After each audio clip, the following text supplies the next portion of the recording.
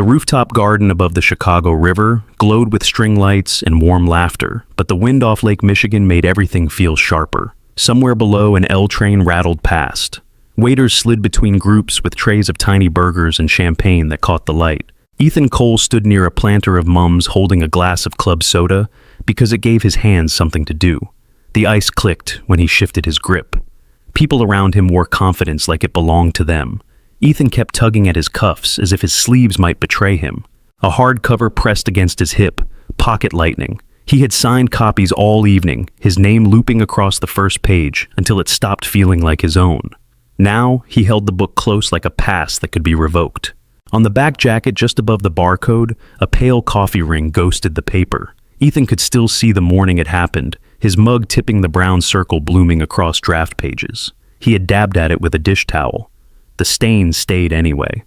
When the design team offered to remove it, Vivian Sterling had only said, "Leave it." So, the ring remained a small bruise that refused to be airbrushed into perfection. Vivian stood across the terrace, half-turned toward a cluster of editors. In the office, she was all angles and silence, a woman who could end a meeting with one raised eyebrow. Tonight, she wore a midnight blue dress, simple and close, and her hair fell in soft waves that moved when the wind touched it. When she spoke, people leaned in. Ethan caught her gaze and looked away, then looked back, caught again. Vivian's mouth lifted at one corner. It was not the smile she gave cameras. It was smaller, meant for one person. He slid his fingers into his pocket and found the ridged plastic of a tiny keychain flashlight. One button. He rolled it between his thumb and forefinger without turning it on. The object felt silly and comforting, like a lucky coin. Behind him, a bright laugh cut through the adult murmur. "Zoe." She sprinted between cocktail tables, her dress swishing at her knees. A sparkly headband bounced in her hair. She stopped in front of Ethan and looked up, eyes wide with a kind of joy that made him ache. "Dad, she said they have doll burgers. Can I get 3?" "2," Ethan said. Zoe narrowed her eyes like she was negotiating. 2.5. Ethan bent down. "Eat 2. We'll talk." Zoe grinned and shot off again, then paused suddenly, focused on the small stage at the far end of the rooftop. A microphone waited there. A photographer adjusted his lens. Ethan's stomach tightened. Tonight, a banner with the book cover hung behind the stage, huge and definite, as if the story belonged to the world and not to the cramped apartment where it had started. Vivian crossed the terrace toward him and stopped beside him. Their shoulders nearly touched. Ethan caught a clean, faint scent like rain on paper. "You're hiding," Vivian said. "I'm observing," Ethan replied. Vivian glanced at his glass. "Hydrating." "Trying to stay vertical," Ethan said. Vivian's eyes followed Zoe, who was edging closer to the stage. "Your daughter doesn't share that goal." Zoe turned back once as if checking whether Ethan was watching. Then she climbed the steps like she owned them, small hands gripping the rail. "Zoe," Ethan called, not loud enough to be useful. Vivian did not move to stop her. Her expression softened, then flickered like she was startled by her own reaction. She brushed a strand of hair from her cheek. "There are cameras," Ethan said. Vivian looked at him. "Let them." "That's easy for you to say." "No," Vivian said quiet and steady. "It isn't." A flash popped, then another. The photographer caught Zoe leaning into the microphone, her chin lifted, her grin fearless. Each burst of light vanished fast, leaving spots in Ethan's vision. He felt the keychain flashlight again, a small weight in his pocket. He pressed his thumb to the button, but did not click it. The book cover rubbed against his side. Ethan breathed in and out slow, like he was editing himself back into control. Zoe tapped on the microphone with one finger. The sound thumped through the speakers. Conversations paused. Heads turned. Ethan took a step forward. Vivian's hand settled lightly on his forearm, not gripping just there, a quiet anchor. Ethan glanced down at her fingers, pale and still. No rings. The music lowered. The terrace hushed. Zoe looked out at the crowd as if she could see every face at once. For a second, the lights in the river and the banner blurred, as if the night had inhaled and held its breath. 6 months earlier in Oak Park, Ethan stood at a kitchen counter with a chipped mug of coffee and a stack of bills.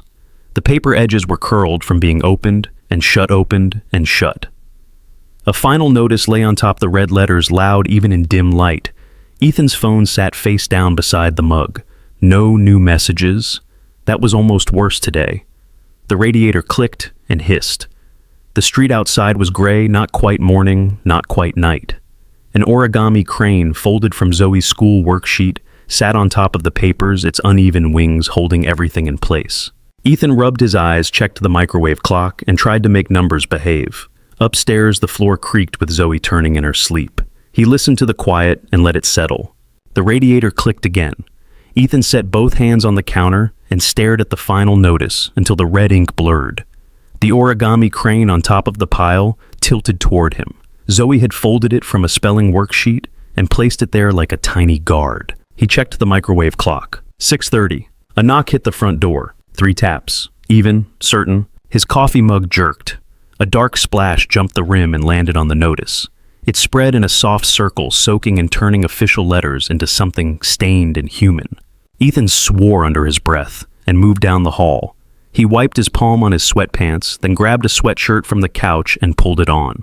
At the door, he leaned into the peephole.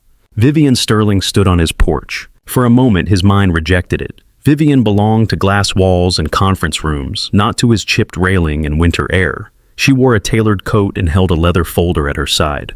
Her posture was still as if she had arrived early for a meeting and intended to stay on schedule. His stomach tightened. He saw the interview again in quick flashes.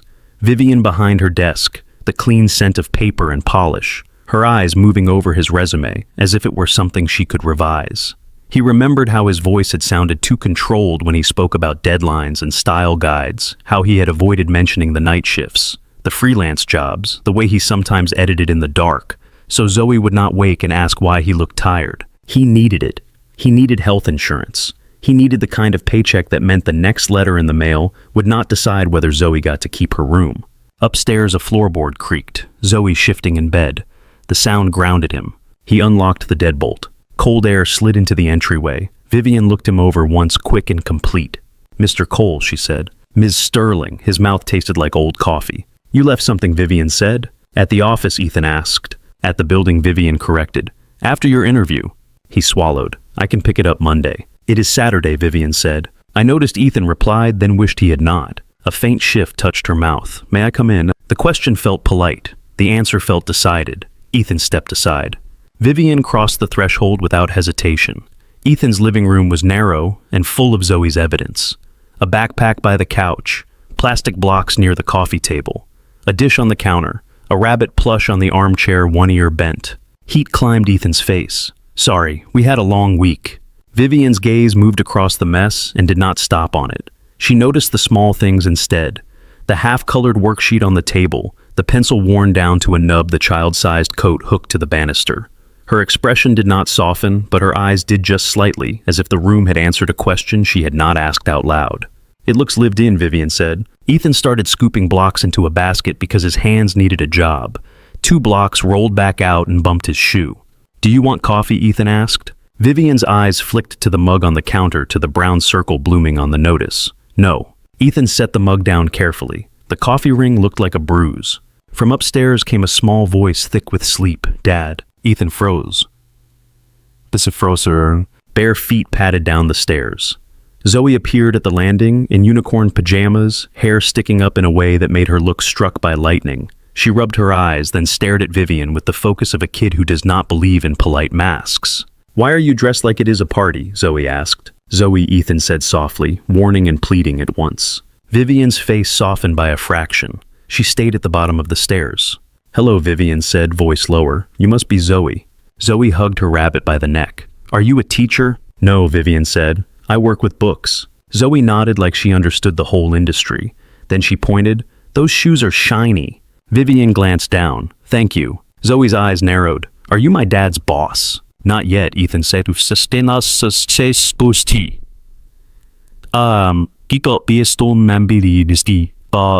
fast, dirty. Vivian looked at him, then back to Zoe. "I met your father yesterday. He is good at his work." The word "good" landed in Ethan's chest with a strange weight. Zoe stared at Ethan pleased, then turned back. "Then why are you here when it is still sleepy outside?" Vivian held her gaze. "Because your father forgot something important." Zoe turned on Ethan. "Dad." "It was a long day," Ethan said. Zoe came down the last steps and stopped in front of Vivian, close enough to see everything. She tilted her head. "You look sad," Zoe said. Ethan's pulse jumped. Vivian went very still. "I am fine," she said, too quick. Zoe reached into her pajama pocket and pulled out a crumpled paper shape, an origami crane folded from a scrap of homework. She held it out. For your pocket, Zoe said, so you get luck. Ethan forgot to breathe. Vivian stared at the crane. Then she accepted it with care, like the paper could tear from a wrong thought. Thank you, Vivian said, voice softer. That is kind. Zoe nodded, satisfied. Now you are less sad. Vivian's eyes flicked to Ethan. Something passed between them, quick and private. Zoe yawned. Can I have pancakes? Soon, Ethan said. Go back upstairs for a minute. Zoe dragged her feet 2 steps up, then called down, do not forget your stuff again. I heard you, Ethan said. Zoe disappeared. The house felt quieter for it. Vivian stood in Ethan's entryway with the paper crane in one hand and the leather folder in the other. She looked past him once, not to judge, but to understand. Her gaze landed on the coffee ring on the notice, then returned to him. You did leave this, Vivian said. She lifted the leather folder between them. Ethan stared at it as if it might bite. He recognized the worn corner where he had once tried to press it flat under a stack of books. He could feel the weight of everything he had put inside it last night. The careful resume, the printed references, the editing sample he had polished after Zoe fell asleep. All the pieces that were supposed to make him look steady. I thought I had it, Ethan said. You did, Vivian replied, until you did not. The folder smelled faintly of cedar and something clean, as if it had spent most of its life in a room that never had a sink full of dishes. Vivian held it out. Ethan reached for it, then hesitated. His fingers stopped an inch short, like he was waiting to be told whether he deserved to touch it. Vivian did not let go right away. I had Nora call the building, she said, eyes steady on his. Security found it on a chair outside conference room B. Ethan's throat tightened. The chair. He remembered standing up too fast when the interview ended. Grateful he had not spilled water on himself, grateful he had not said the wrong thing. He remembered Vivian's hand pale against the dark desk, turning his editing sample as if she could feel its spine. He took the folder. His fingertips were cold. The leather was warmer than it should have been, as if it had been held close for longer than a handoff required. Thank you, Ethan said. The words sounded thin. Vivian nodded once as if the exchange could be done and filed away. But she did not turn toward the door. Instead, she looked past Ethan again toward the kitchen counter, toward the coffee ring spreading slowly across red print. Ethan followed her gaze and felt his embarrassment flare. It is a rough morning, Vivian said. It was not sympathy, it was observation, calm and exact. Ethan tightened his hold on the folder. His heart had started to race and he could not tell why. He had his things back. He could shut the door. He could take Zoe upstairs. He could make pancakes and pretend he had never opened the door to a CEO in sweatpants. He shifted the folder to his left hand. The right one went to the clasp. Vivian's eyes dropped to the motion. Ethan froze with the clasp half open. What he said too sharp. Then softer. Is there a problem? Vivian's face did not change, but something in her gaze did. She had the look of someone stepping carefully around glass. I opened it, she said. Ethan's fingers went numb. Why? To find your contact information, Vivian answered even. You did not list a phone number on your resume? Ethan blinked. He had not. He had been so focused on tightening verbs and aligning margins that he had left out the one thing that mattered. And Vivian added. The word hung there. Ethan's stomach sank. He felt the house tilt slightly like a train starting up. He opened the folder anyway because he had to see what she meant. Paper edges, his printed resume, the editing sample with his notes in blue ink, a small stack of reference letters. Then tucked behind them a second set of pages that did not match the rest. Thinner paper, softer, handled more. The top page had a title in large letters, slightly crooked from being printed on his old printer. Pocket lightning. Ethan's breath caught. He had forgotten it was in there. He had shoved the draft in at the last second, not to show anyone, just to keep it safe from Zoe's markers and the kitchen table. The manuscript belonged in the drawer beside his bed. It belonged in the quiet. It belonged to nights when Zoe asked questions he could not answer, and he gave her a story instead. Vivian's eyes stayed on Ethan's face, not on the pages. Ethan swallowed. That is not part of the interview. I know, Vivian said. He closed the folder fast, the sound too loud in the small room. It is just something I write. Vivian's gaze flicked to the staircase, then back. Her voice lowered. For Zoe. Ethan's jaw tightened. He hated how quickly she had seen it. He hated that she was right. He held the folder against his chest like a shield. I did not mean for anyone to read it. Vivian's expression remained composed, but her eyes had a brightness to them, like a light had shifted behind glass. I did not read all of it. That makes it better, Ethan said, then regretted the bitterness. He scrubbed a hand across his face. Sorry. I am sorry. I am tired. Vivian nodded, accepting the apology without taking it personally. Ethan tried again. It is private. It is honest, Vivian said. Ethan laughed once, short and humorless. Honest does not pay the mortgage. Vivian's eyes dropped again to the coffee ring on the final notice, then back to him. No. The quiet that followed felt heavy but not cruel. Vivian did not rush to fill it. Ethan heard the radiator ticking, heard the faint hum of the refrigerator, heard his own pulse. From upstairs, Zoe's voice floated down, muffled by distance. Dad, I want chocolate chips. Ethan did not answer right away. He kept his eyes on Vivian as if moving would make the moment snap. Vivian's fingers tightened around the paper crane Zoe had given her. The little wings trembled just slightly with her breath. You wrote about a flashlight, Vivian said. Ethan's chest tightened. He had written that scene last winter after a power outage. Zoe had been afraid of the dark, not because of monsters, but because darkness made her think of empty rooms. In the story, the kid found a tiny light in a coat pocket, not big enough to change the world, just big enough to make the next step. Ethan forced himself to speak. Kids like things they can hold. Vivian's eyes stayed on him, adults too. Ethan could not tell if the comment was meant for him or for her. He only knew it landed somewhere tender. He loosened his grip on the folder. The edges of the manuscript pressed against his ribs through the leather. I am not an author, Ethan said. Vivian's mouth lifted at one corner, faint. Most authors are not at first. Ethan's laugh this time was softer. You say that like it is simple. It is not, Vivian replied. She took a step closer, not into his space, but near enough that Ethan could see the fine lines at the corners of her eyes. Not many. Enough to remind him she was human. My job is to notice what is on the page, Vivian said. And what is underneath it. Ethan held her gaze. And what did you notice? Vivian looked down at the folder, then up again. Her voice returned to its more formal register, crisp without being cold. 2 opportunities, she said. Ethan's pulse kicked. The senior editor role you interviewed for Vivian continued. We need someone who can manage both craft and deadlines. Someone who can tell the difference between a problem sentence and a problem story. Ethan nodded, careful, like he was afraid to disturb the air. Vivian's eyes flicked toward the staircase again, then back, and the manuscript. Ethan's fingers tightened around the leather edge. No. Vivian did not react. She did not push. She simply waited, letting his refusal sit between them. Ethan exhaled through his nose. I cannot do that. I cannot have someone take it apart. It is for my kid. Vivian's gaze softened just a fraction. I would not take it apart. You would, Ethan said, almost a plea. That is what editors do. Vivian nodded. Yes. Ethan shook his head. It is all I have that is only ours. Vivian looked at him for a long moment. Her fingers moved on the paper crane, smoothing a crease Zoe had made. Then she spoke, and her voice had less edge. I am not asking you to publish it today, she said. I am asking you to let me talk to you about it. Ethan's throat tightened. He wanted to say no again just to keep control.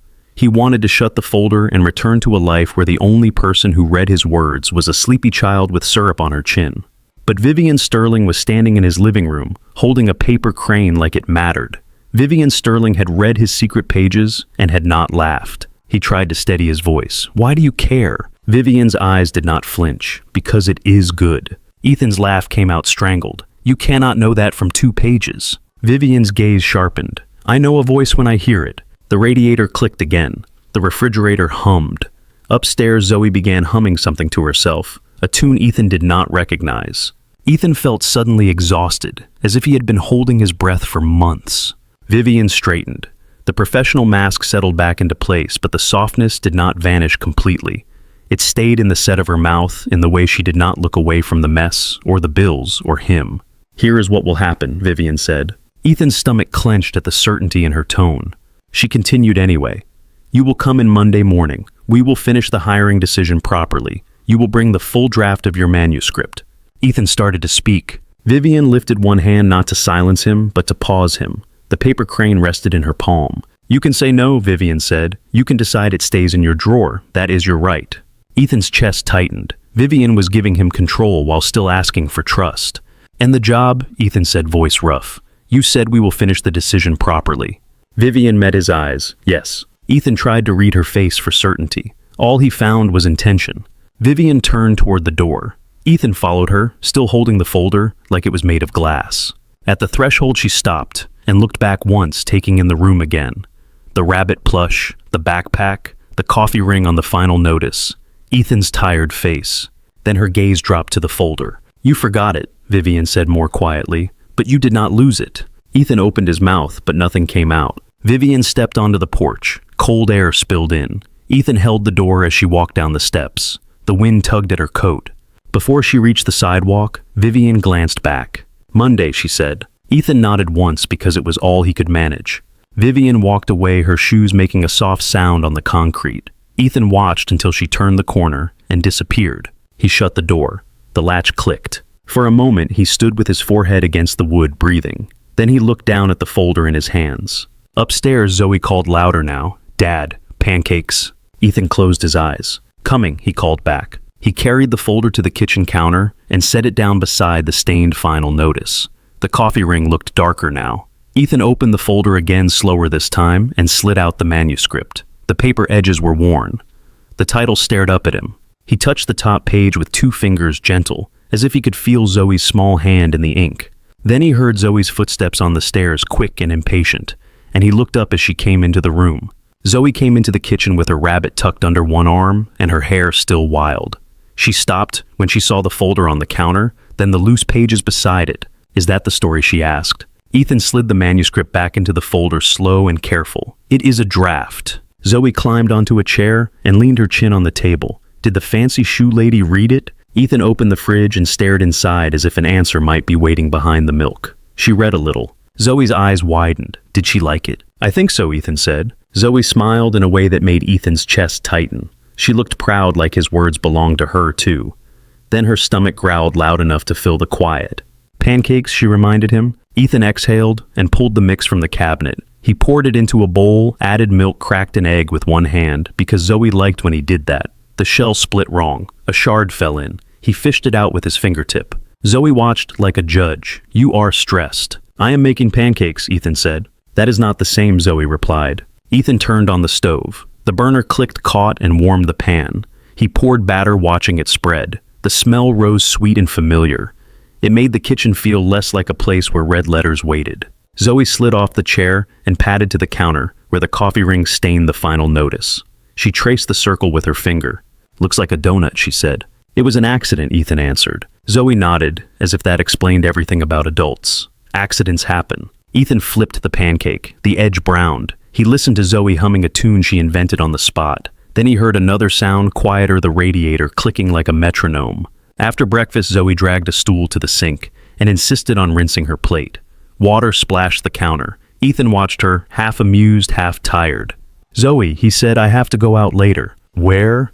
"To print something." Zoe squinted. "The story." Ethan did not answer right away. He wiped syrup from the table with a paper towel. The folder sat on the counter, heavy and still. The paper crane Vivian had taken was gone, but Ethan could still see it in his mind, folded edges against her pale palm. "Yes," he said finally, "the story." Zoe climbed down and wrapped her arms around his waist, sudden and firm, her cheek pressed into his sweatshirt. "You should," she said into the fabric. "It is good." Ethan's throat tightened. He rested his hand on the back of her head. Her hair smelled like shampoo and sleep. "Go brush your teeth," he said. Zoe pulled away, looked up at him and added, "Tell her the unicorn is important." Ethan laughed once quiet. Noted. On Monday, Ethan woke before Zoe's alarm. The sky outside the window was the color of wet concrete. He dressed in the dark, careful not to wake her, then stopped by her bed anyway. Zoe slept on her side, one hand curled around her rabbit's ear. Ethan stood there for a moment, listening to her breathing. Then he went downstairs and packed her lunch, cutting the apple slices thin because she liked them that way. He tucked a note into the bag with a small drawing of a lightning bolt. He did not sign it. Zoe always knew. At 6:45, he nudged her awake. Zoe blinked at him and sighed like a tiny, dramatic adult. "Is it Monday?" she asked. "It is," Ethan said. Zoe sat up, hair sticking up again. "Do I have to go to school?" "Yes." "Do you have to go to the book place?" Zoe asked, that voice suddenly sharper with interest. Ethan paused. "Yes." Zoe considered that, then slid out of bed. "Okay, but if you get the job, you have to buy better cereal." Ethan smiled. "Deal?" They left the house with the folder tucked under Ethan's arm and Zoe's backpack bouncing against her shoulders. The air outside snapped cold. Salt streaked the sidewalk. Ethan locked the door and checked it twice out of habit, out of fear, out of the way. His mind did not stop making lists. He drove Zoe to school and walked her to the front doors. The hallway smelled like crayons and disinfectant. Zoe waved at a friend and then turned back. "Be brave," she said. Ethan blinked. "You too." Zoe pointed at the folder. "That is your brave."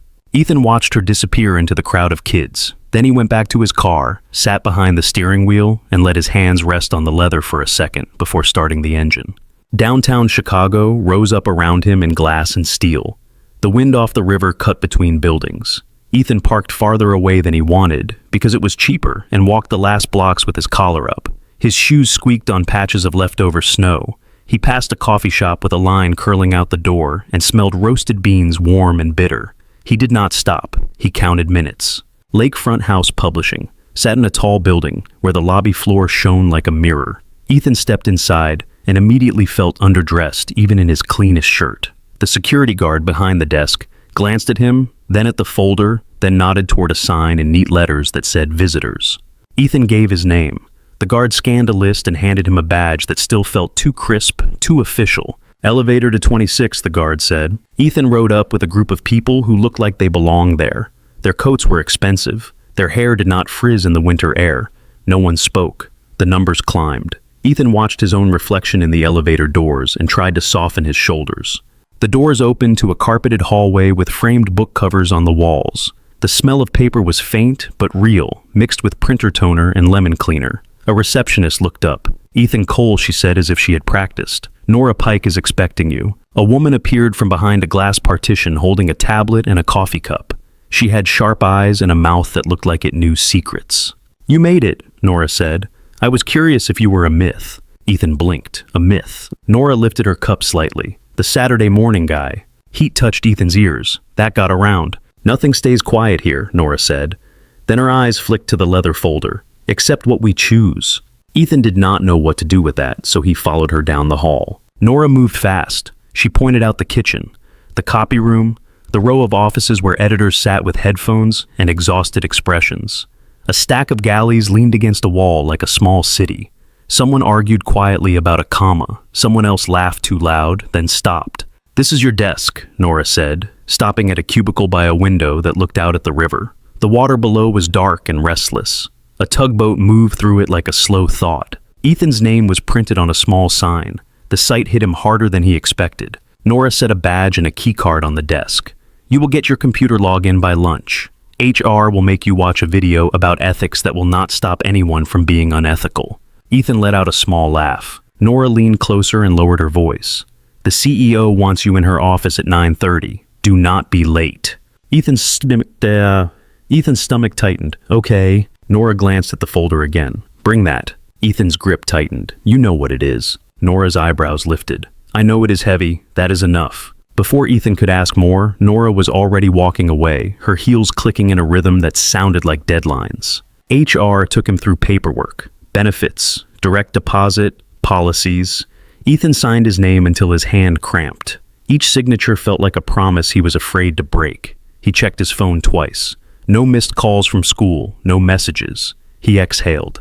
At 9:27, Ethan stood outside Vivian Sterling's office with the leather folder tucked under his arm. Her door was closed. The glass wall beside it showed a tidy room with a desk so clean it looked untouched. A single-frame photo sat on a shelf turned face down. Ethan knocked. "Come in," Vivian said. He stepped inside. Vivian sat behind her desk, not pacing, not performing, just watching him with those calm eyes. She wore a black blazer and a white blouse that looked like it had never known a wrinkle. A pencil lay beside a stack of paper, not a pen, a pencil ready to revise. "You are on time," she said. "I did not want to give you a reason," Ethan answered, then regretted how defensive it sounded. Vivian's mouth moved almost a smile. "A reason for what?" Ethan set the folder on the edge of her desk. "To change your mind." Vivian's gaze held his. "My mind was not made up by your punctuality." Ethan's pulse steadied a fraction. He shifted his weight, feeling the carpet under his shoes thick and quiet. Vivian opened the folder with a smooth motion like she had done it 1,000 times and slid out the manuscript. She did not flip pages yet. She just rested her hand on the first sheet. "I spoke with HR," Vivian said. "Your hiring paperwork is moving forward." Ethan's breath caught. He forced himself not to react too much as if joy could jinx the moment. Vivian continued, eyes on him. "Your role is senior editor. You will have a list of titles. You will have deadlines. You will have a team." Ethan nodded. "Yes." Vivian tapped the top page of Pocket Lightning once. "And this." Ethan's throat tightened. "This is not a requirement for the job." "No," Vivian said. "It is not." He waited, watching her fingers. He noticed a faint crease in her sleeve, a small imperfection. It made him feel less like he was standing on a stage. Vivian finally opened the manuscript and turned to a page marked with a sticky note. Her pencil lifted. "I read the full draft," Vivian said. Ethan's mouth went dry. "All of it. All of it," Vivian repeated. He tried to keep his voice steady, and Vivian looked down at the page. She made a small mark in the margin, then another. The pencil scratched softly, intimate as whispering. "And I have notes," she said. Ethan's shoulders tensed. "Of course you do." Vivian looked up, and for a moment the corporate mask slipped not into warmth, but into something intent and almost personal. "I do not do this for everyone," she said. Ethan held her gaze. "Why are you doing it for me?" Vivian's eyes stayed on him, calm but bright. She did not answer the question. Instead, she turned the manuscript toward him, slightly inviting him to look. "Sit," Vivian said. Ethan sat in the chair across from her desk. The leather creaked under him. Vivian pointed to a paragraph with the pencil. "Here, your child character finds the flashlight and thinks it is a secret. That is good. But you rush past the feeling. Let the kid linger. Let the light do what it does." Ethan stared at the page. His words looked different on her desk under her hand. More fragile, more real. Vivian flipped to another section. This scene with the unicorn. "Zoe was right. It matters." Ethan's mouth twitched. "Zoe told you." Vivian's eyes lifted. Children are not subtle. Ethan laughed at once quiet, then stopped, because Vivian's expression had changed. Not sad, not soft, just focused, as if she was holding something steady inside herself. Vivian set the pencil down. "We will work on this," she said, "properly." Ethan's pulse beat in his throat. "When?" Vivian looked at the clock on the wall, then back at him. "After you finish your onboarding tasks today, come back at 4. Bring your laptop. Bring your willingness to be edited." Ethan swallowed. "Yes." Vivian nodded once, satisfied. Then she stood, signaling the meeting was over. Ethan stood too, automatically. As he reached for the manuscript, Vivian's hand stayed on it a second longer than necessary. Her fingers were steady, her eyes were not. Ethan slid the pages back into the folder and held it close as he walked out. The hallway outside felt louder now. Phones rang, printers hummed, someone laughed again. Ethan's phone vibrated in his pocket, and he flinched, then pulled it out. A message from Zoe's teacher. Ethan stared at the screen, heart tightening, and turned toward the elevators with the folder tucked under his arm like a shield. Ethan stared at the message until the words stopped being letters and became a weight. "Ms. Harper, call me when you can. It is about Zoe." His thumb hovered over the screen. He could hear the office around him, phone's footsteps, a laugh that ended too fast. The leather folder pressed against his ribs. He called, "Mr. Cole." Ms. Harper said, her voice careful in a way that made his stomach tighten. "Hi, thank you for calling back." "What happened?" Ethan asked. He kept his voice low as if volume might make it worse. "Zoe is safe," Ms. Harper said quickly. "She is in the main office with Mrs. Delgado." Ethan closed his eyes for half a second. "Okay." "There was a conflict on the playground," Ms. Harper continued. "Another child said something unkind. Zoe responded by pushing him, hard." Ethan exhaled slow. "Was anyone hurt?" "No," Ms. Harper said. "The other child cried, but he is fine. Zoe was upset. She told me she was protecting someone." Ethan looked down the hall toward the elevators. The badge on his chest felt too new to be real. "I can come now." "That would be best," Ms. Harper said. "And we can talk about what happened." "Okay," Ethan repeated. He ended the call, then stood still for a moment, trying to split himself into two people. The new senior editor who belonged here, and the father who belonged everywhere Zoe was. He turned back toward Vivian's office. The glass wall showed her standing at her desk, flipping through pages of his manuscript with her pencil in hand, calm as a metronome. Ethan hesitated outside the door, then knocked once. "Come in," Vivian said what he was told without looking up. Ethan stepped inside. The room smelled faintly of paper and something cool like winter air trapped indoors. "I need to go," he said. Vivian's pencil paused. She lifted her eyes. "Now, my daughter's school," Ethan said. He hated how his voice tightened on the word daughter, as if the room might judge it. "She got into trouble. I have to pick her up." Vivian's expression did not harden. It shifted into focus. "Is she hurt?" Vivian asked. "No," Ethan said. "But I should be there." Vivian nodded once like it was not a disruption, but a fact. "Go." Ethan blinked. He had expected questions. A lecture about professionalism. A reminder that he was new. Vivian's eyes held his. "Text Nora. She can handle the logistics." Ethan swallowed. "I am sorry." Vivian's gaze dropped to the manuscript on her desk, then back to him. Do not apologize for being a father. The words hit him harder than they should have. He managed a nod and turned toward the door. As he left, Vivian's pencil tapped the paper once, a small sound like a punctuation mark. Outside, Nora was at his desk speaking into her headset. She lifted a finger at him, then ended the call. "Let me guess," Nora said. "School." Ethan's chin shoulders sagged. "How did you know?" Nora glanced at his face. "You have the look of a man whose brain just turned into a checklist. Go. I will tell HR you stepped out. If anyone asks, you are saving the future of Chicago." Ethan let out a breath that almost counted as a laugh. "Thank you." Nora waved him off. "Bring your bag back, or do not. Just do not forget the kid." Ethan moved fast. The elevator felt too slow. He watched the numbers drop and pressed his fingers into the folder, like it could keep him upright. Outside, the wind cut between buildings. Snow flurried sideways, thin and sharp, like the city was sandblasting itself clean. Ethan pulled his collar up and hurried to his car. The school office smelled like carpet cleaner and crayons. Zoe sat in a plastic chair with her rabbit in her lap, feet swinging. Her face was set in a stubborn line, but her eyes flicked up the moment Ethan entered, quick and bright with relief. Mrs. Delgado stood beside the desk, arms crossed. "Mr. Cole." Ethan forced his breathing to slow. "Hi. I am sorry." Zoe slid off the chair. She moved toward him, then stopped herself at the last second, as if she was not sure she was allowed to want comfort. Ethan knelt anyway and put a hand on her shoulder. "Tell me what happened," he said softly. Zoe stared at the floor. He called Maya stupid. Mrs. Delgado spoke before Zoe could continue. Zoe pushed him. She pushed him hard enough that he fell. "We do not solve problems with our hands." Zoe's jaw tightened. He was being mean. Ethan looked at her. Was Maya okay? Zoe nodded fast. "Maya was fine. She was sad. So I fixed it." "By pushing," Ethan said. Zoe's eyes flashed. He deserved it. Ethan held her gaze, then lowered his voice. "You cannot decide what someone deserves with your hands." Zoe's shoulders rose, then dropped.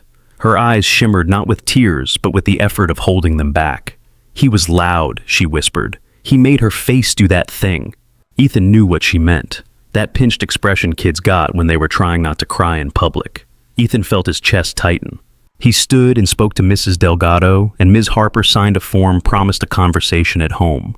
The adults talked around him, but his attention stayed on Zoe on the way she held her rabbit too tight. In the car, Zoe sat silent for 2 full blocks. Snow tapped the windshield. The wipers squeaked. Ethan kept his hands steady on the steering wheel. "I am proud that you care about your friend," he said. Zoe did not look at him, but Ethan agreed. "We find other ways." Zoe's voice came out small. He would not stop. Ethan thought of Vivian's pencil, the way it marked a sentence instead of tearing the page. "Then you get help," he said. "You tell a grown-up. You use your words. You walk away." Zoe made a face. "Words are slow." "They can be," Ethan said, "but they last longer." Zoe picked at the seam of her rabbit's ear. "Are you in trouble at work because of me?" The question landed like a stone. Ethan glanced at her. "No." Zoe did not believe him. He could tell by the way she stared out the window. Ethan chose his next words carefully. "My work is books. Books are full of kids who do hard things, and adults who try to do better. My work can wait. You cannot." Zoe's throat bobbed. She nodded once quick, like she was tucking the feeling away. Back at home, Ethan made grilled cheese because it was warm and easy, and it made the kitchen smell like safety. Zoe sat at the table and drew lightning bolts on a scrap of paper. Ethan watched her, then glanced at the leather folder on the counter. By mid-afternoon, the sky had gone darker. Snow thickened outside the window, turning the street into a muted tunnel of white. Ethan called the neighbor he trusted, a retired nurse named Mrs. Klein, and asked if Zoe could sit with her for a few hours. Mrs. Klein said yes without hesitation. Zoe trotted next door with her rabbit and her drawing paper, then turned back in the hallway. "Are you going to the book place again?" she asked. "Yes," Ethan said. Zoe studied his face. "Okay. Tell the fancy shoe lady I said hi." Ethan hesitated. "Her name is Vivian." Zoe nodded, as if she already knew that. "Tell Vivian hi." Ethan drove downtown again, the road slow under fresh snow. The city looked different at 4 o'clock lights coming on early, the river dark and restless. He walked into the lobby, shaking snow off his coat, and rode up to 26 with his laptop bag and the folder. Nora spotted him the moment he stepped out. "She okay?" Nora asked, voice casual, eyes sharp. "She is," Ethan said. "Thank you." Nora nodded, then handed him a visitor sticker anyway, even though he had a badge. "Put this on," she said. "It keeps people from asking questions. Also, you look like you might bite someone if they do." Ethan managed a tired smile and headed toward Vivian's office. Vivian was waiting. Her desk lamp cast a small circle of light that made the rest of the room feel dimmer by contrast. She glanced up when he entered. "You came back," she said. "I said I would," Ethan replied. Vivian's gaze held his for a beat. Then she gestured toward the chair. "Sit." Ethan sat. He pulled out his laptop and the manuscript. Vivian's pencil was already in her hand. They worked. Vivian moved through his pages with a kind of precision that felt almost gentle. She did not crush sentences. She nudged them. She asked questions that forced him to see what he had skipped. "Why does the child hide the flashlight?" Vivian asked. "Because he thinks it is his," Ethan said. "And why does he think he needs something that is only his?" Vivian asked. Ethan's mouth went dry. He stared at the paragraph. He heard Zoe's voice in the car asking if Ethan was in trouble because of her. "Because he is afraid," Ethan said quietly. "Afraid if he shares it, it will be taken." Vivian did not look up. She made a small mark in the margin, then let the page feel that. Snow pushed against the windows. The building creaked softly in the wind. At some point, the overhead lights flickered once returned, then flickered again. Vivian looked up at the ceiling, then back to the page as if she refused to be distracted. The lights went out. For half a second, the office was pure dark. Then emergency lights clicked on, casting the hallway in a low red glow that made everything look like an old photograph. Somewhere down the corridor, someone cursed. A phone rang and then died. Ethan's laptop screen stayed lit, a small rectangle of blue-white in the dimness. Vivian set her pencil down. She did not move. Her face was composed, but her shoulders had gone tight, almost imperceptibly. "We can stop," Vivian said. Ethan glanced at the window. Snow whirled outside like static. "We do not have to." Vivian's eyes shifted to him. "Do you have somewhere else to be?" Ethan thought of Zoe next door, safe with Mrs. Klein, and a grilled cheese and a stack of paper. "No," he said. "Do you?" Vivian's gaze held his for a moment longer than necessary. Then she reached for the manuscript again, as if choosing motion over stillness. Ethan's laptop dimmed as the battery saver kicked in. The light on the page became uneven, forcing his eyes to strain. He slid a hand into his pocket, then paused. He did not want to look childish. He did it anyway. He pulled out the small keychain flashlight. It was cheap plastic ridged on the sides with a single button, the kind of thing people tossed into tote bags at conferences and forgot. Ethan clicked it on. A narrow beam cut through the red gloom and landed on the manuscript bright and steady. It made the pencil marks look sharper. It made the words feel closer. Vivian's eyes fixed on the light. Ethan held the beam still, then adjusted it slightly so it did not glare. The circle of illumination looked like a pocket-sized moon. Vivian inhaled slow. Her fingers resting on the paper tightened once, then eased. "That is useful," Vivian said, voice. "It lives in my pocket," Ethan replied before he could stop himself. Vivian's gaze lifted to his face. Something moved there, quick and quiet. Not a smile, not sadness. Recognition maybe, and the effort of holding it back. Ethan kept the beam on the page. "You gave it to me," he said. "I did not," Vivian replied. "Then after a pause I placed it where you would find it." Ethan's throat tightened. He said nothing. He let the light speak instead, steady on the paragraph. Vivian picked up her pencil again. The graphite scratched softly, a small sound that felt intimate in the dark. "Here," she said, pointing. "Let the child breathe before he runs." Ethan nodded. He moved the light. Vivian wrote. Their hands did not touch, but the space between them felt charged anyway, like the air before a storm. In the hallway, the red emergency lights hummed. Outside the window, snow kept falling thick and soundless. Vivian's gaze drifted for a second to the shelf where the framed photo sat face down. Then she brought her eyes back to the page and continued marking, as if she had decided the paper in front of her was safer than the memory behind her. Ethan kept holding the flashlight. The beam did not shake. His hand did, only a little. Vivian kept her eyes on the page as if the light were ordinary, as if a cheap plastic flashlight in a CEO's office was a normal tool of the trade. Her pencil moved in small, exact strokes. Graphite whispered. The emergency lights in the hall threw a dull red through the glass wall, turning the office into a quiet box of shadow and paper. Ethan adjusted the angle again. The circle of light slid across the paragraph and settled on the next sentence. He could feel the heat of the LED against his thumb. Vivian cleared her throat once. "You cut away from the child too fast," she said. "You do it when you get close to the truth." Ethan's mouth went dry. "That is not an editing note." "It is," Vivian replied, calm, "because it is on the page." Ethan stared at the words. The kid in his story clutched the flashlight like it could keep a whole room from disappearing. Ethan had written that scene at 2 in the morning, Zoe asleep upstairs, the silence heavy enough to hear the refrigerator breathe. He had thought he was writing for a child. He had not admitted he was writing for himself. Vivian tapped the margin with the eraser end of her pencil. "Here," she said. "Let him feel scared. Let him name it. You do not need to fix it in the same paragraph." Ethan swallowed. Kids do not want to sit in fear. Vivian finally looked up. Her eyes caught the beam of light, caught Ethan's face, and held. "Kids can handle fear," she said. "They cannot handle pretending it does not exist." Ethan shifted in his chair. The leather creaked softly. He moved the light again, kept his voice low. "And adults." Vivian's expression changed by a fraction. It was not a smile. It was something like recognition, quick and gone. A muffled announcement crackled over the building's intercom. The words were distorted, but the meaning came through. "Power outage. Please remain calm. Elevators temporarily unavailable. Use stairs if needed." Down the hall, someone laughed, nervous and bright, then stopped. A door opened. Footsteps hurried. The whole floor felt suddenly less private. Vivian set her pencil down. "We should pause," she said. Ethan glanced at his laptop. The battery icon glowed yellow. The screen dimmed again. "I can keep going," he said, though his wrist ached from holding the flashlight. Vivian's gaze moved to his hand. "You have been holding that the entire time." "It is fine," Ethan said. His fingers cramped around the ridged plastic. Vivian stood smooth and quiet, and crossed to a cabinet behind her desk. She opened it and pulled out a small notebook and a soft leather case. She did not offer a joke. She did not comment on the absurdity. She simply returned to the desk and slipped the notebook into her bag. "I will have facilities send a status update," she said. "For now, the building will probably clear the floor." Ethan nodded. He clicked off the flashlight and the sudden darkness made him blink. The red emergency glow seeped into the room again. He slid the flashlight into his pocket and flexed his hand, trying to wake feeling back into his fingers.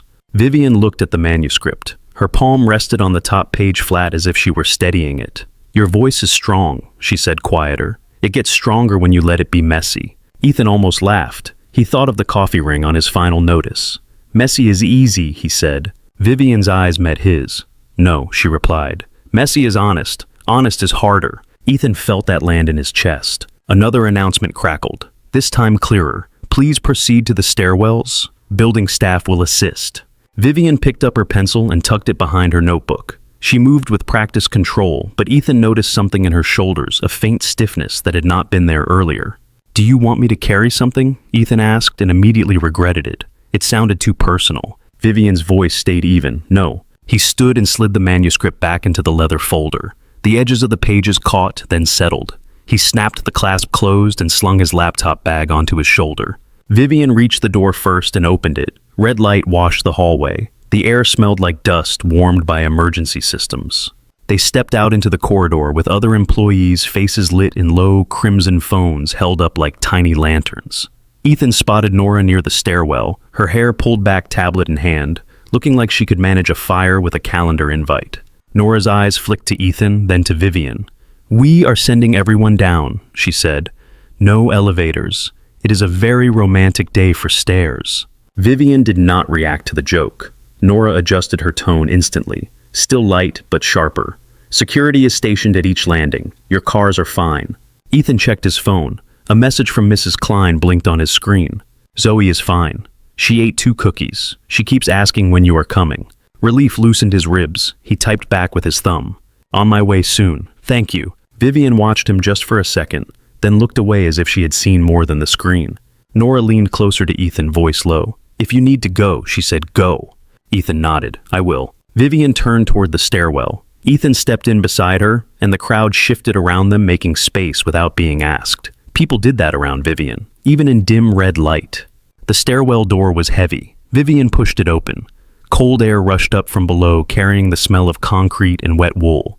The stairwell lights were on, pale and humming, but not bright enough to erase shadows. They started down. Vivian's heels clicked on each step, crisp, controlled. Ethan kept his pace a half step behind her. He did not want to crowd her. He did not want to lose her either. At the second landing, the lights flickered. A few people gasped. Someone's phone flashlight snapped on, then another. Ethan slid his hand into his pocket and took out the keychain flashlight. He clicked it on and angled it toward the steps ahead, a steady white slice against gray. Vivian glanced back, brief. "Thank you," she said. The words were simple. The way she said them was not. They continued down. The stairwell echoed with footsteps and low voices. Somewhere far below, a door slammed. Ethan kept the beam on the stairs and watched Vivian's shoulders. She held herself like someone who refused to wobble. In the lobby, the building felt half asleep. Security guards stood near the doors. The revolving entrance spun slowly, pushed by the wind. Outside, snow fell in thick straight lines lit by street lamps into bright threads. Ethan's breath fogged as he stepped out with the crowd. The air hit like a slap, clean and bitter. People scattered toward the garage and the sidewalks. Vivian headed toward the parking structure across the street. Ethan fell into step beside her without thinking. Vivian did not tell him to stop. The garage door was open, held by a staff member with a flashlight. Inside, the concrete smelled damp and metallic. Water dripped somewhere. Car alarms chirped faintly as people unlocked doors in the cold. Their footsteps echoed. Vivian's heels sounded softer here, swallowed by the cavern. Ethan's boots scuffed salt on the floor. He clicked off his flashlight. The garage lights were on, dim but steady. For a few seconds they walked in silence, the kind that held unspoken things. Ethan's phone buzzed again. He glanced down. It was a voice message from Zoe, probably recorded on Mrs. Klein's phone. He hesitated, then hit play without thinking. Zoe's voice filled the air too loud in the garage. "Dad, I am not in trouble anymore. Mrs. Klein says you are working on the story. Tell Vivian she can come to Pancakes if she wants. Bye." Ethan's face heated. He fumbled to stop the message too late. The last word echoed off concrete. Vivian stopped walking. Ethan stopped with her. He stared at his phone like it had betrayed him. "I am sorry," he said. Vivian did not look at him right away. Her gaze stayed forward, fixed on a row of parked cars. Her breathing changed almost imperceptibly. One inhale that caught, one exhale that was too controlled. Ethan waited. Vivian's hand lifted toward her coat pocket. Her fingers touched something inside, then withdrew. She swallowed once. "I had a daughter," she said. The sentence came out clean, too clean, like it had been edited down to the minimum. Ethan's throat tightened. He did not speak. Vivian kept her eyes forward. The fluorescent lights above them buzzed softly. A car door slammed somewhere, and the sound jumped. "She was 7, Vivian continued. "Her name was Lena." Ethan felt the world narrow, as if the garage had pulled in close around them. Vivian's jaw tightened. "Leukemia," she said, and the word landed heavy concrete on concrete. Ethan's hands went cold. He did not know where to put them. He kept them at his sides, open, careful. "I'm sorry," he said, and hated how small it sounded. Vivian's mouth moved not into a smile, but into something that might have been an attempt at one. People say that she replied, "It is fine." It was not fine. Ethan could hear it in the way she held each syllable. Vivian took a step forward, then stopped again, like motion had become complicated. During treatments, she said she hated the ceiling lights. She said they were too bright and too sad at the same time. Vivian's voice stayed steady, but her shoulders were rigid. "So, I bought a flashlight at the hospital gift shop. One of those small ones, plastic, terrible quality." Ethan felt his fingers curl around the strap of his laptop bag. He stayed silent. He did not want to break her rhythm. She would press the button and say the lightning was in her pocket, Vivian said. "Pocket lightning." She made it sound like a secret she was letting me in on. Ethan's breath caught. The title of his manuscript suddenly felt less like his. Vivian finally looked at him. Her eyes were bright, but the tears did not fall. She held them back with sheer will. "When I read your draft, Vivian said I saw her again." "Not exactly, but close enough that I had to sit down." Ethan's voice came out rough. "That is why you stayed." Vivian blinked once slow. "I came because you forgot your folder," she said. "I could have mailed it. I know that." Her gaze dropped for a moment as if she could see her own shoes on Ethan's porch, the salt on the steps, the paper crane in her hand. "I stayed," Vivian said quieter, "because I found something I thought was gone." Ethan felt his chest tighten. He did not reach for her. He wanted to. He did not. He held the space instead, steady as he could. "What was she like?" he asked. The question changed something. Vivian's shoulders loosened a fraction, as if the weight had shifted. Vivian's mouth trembled, almost invisible. "Stubborn," she said. "Funny. She would bargain with nurses for extra pudding cups. She would pretend she was asleep when the doctor came in, so she did not have to answer questions."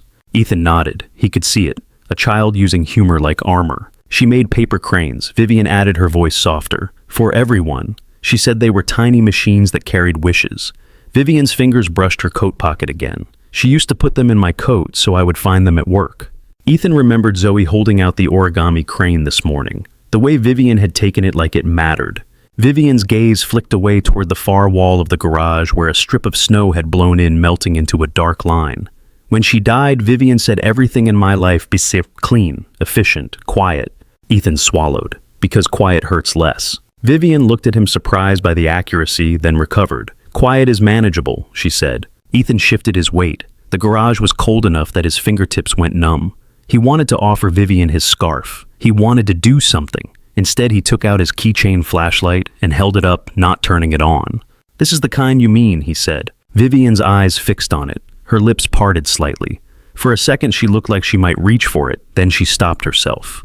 That is very similar, she said. Ethan nodded. It showed up at my desk today. Vivian's gaze moved to his face. A small pause. Then she looked away as if admitting anything more would cost too much. A car engine started nearby. Exhaust curled in the air, ghost white. The sound filled the space between them, giving them both somewhere to rest their eyes. Vivian inhaled and straightened. The mask returned, not cruel, just protective. You should get home, she said. Ethan nodded. Zoe is waiting. Vivian's eyes softened at the name. She reached into her pocket and pulled out a paper crane. Zoe's crane edges slightly crushed from being carried. Vivian held it between two fingers. She gave me this, Vivian said. I saw, Ethan replied. Vivian looked at the crane, then slid it back into her pocket. Thank you for listening, she said very quietly. Ethan's throat tightened again. He forced his voice steady. Anytime. Vivian's eyes held his for a beat. Then she turned toward her car. She walked with the same controlled steps, but Ethan noticed the smallest change. Her shoulders were not as locked as before. Ethan watched her unlock the door, slide inside, and sit for a moment without starting the engine. Then the headlights came on, cutting through the garage gloom. Vivian backed out and drove toward the exit, her taillights fading into the snowy dark. Ethan stood still until she was gone. Then he let out a slow breath he had not realized he was holding. He turned and walked to his own car. His hands shook as he unlocked it, not from cold, not entirely. He drove through the city with the heater blasting. Snow whipped past the windshield. The radio was silent. His mind kept returning to a little girl pressing a flashlight button in a hospital room, calling it lightning, insisting on wonder where there should have been none. At Oak Park, Ethan parked and hurried inside. Mrs. Klein answered her door in slippers and a cardigan, Zoe's rabbit tucked under her arm like a baton.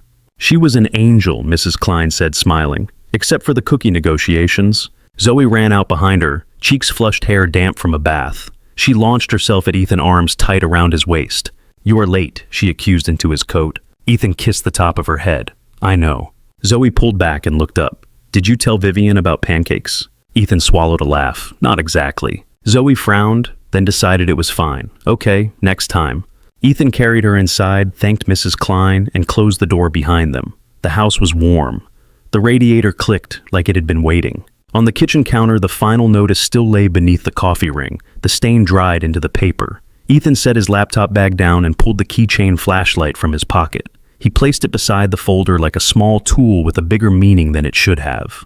Zoe climbed onto a chair and started drawing again lightning bolts across a fresh page. Ethan opened the leather folder and slid out his manuscript. He stared at the title, Pocket Lightning. His fingers rested on the paper, and for the first time he did not feel like he was holding a secret alone.